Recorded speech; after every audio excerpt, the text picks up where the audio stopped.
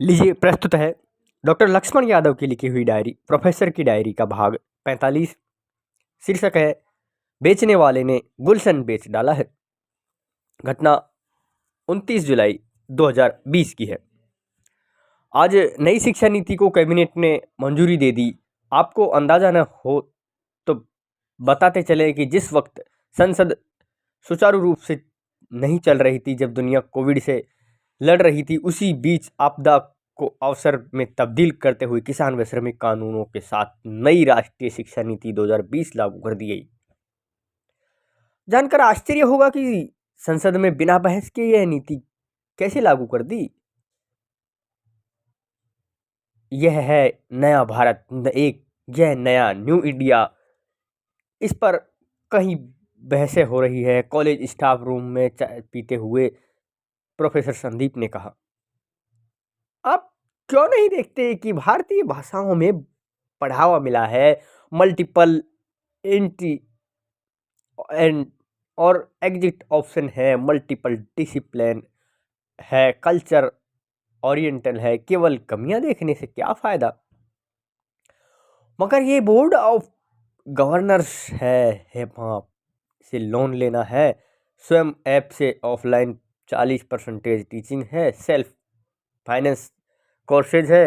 इस सब का क्या, ये तो जनाब वक्त की डिमांड है। बहस चल रही थी कि आज फिर जावेद साहब आदम के रिटायर होने के बीच बीच में आते रहते हैं। वे मेरे कॉलेज स्टाफ रूम तमाम कोशिशों के बावजूद आज भी निहायत ही मिलनसार है, लेकिन जब जावेद साहब आते हैं तब तो एकदम समाजवादी माहौल हो जाता है।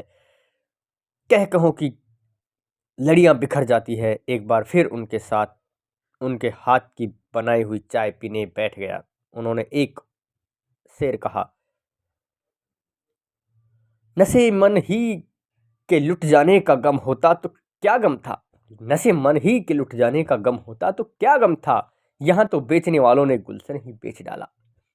इधर आपदा को अवसर में बदल लेने वाले लोगों का दिन फिर गया।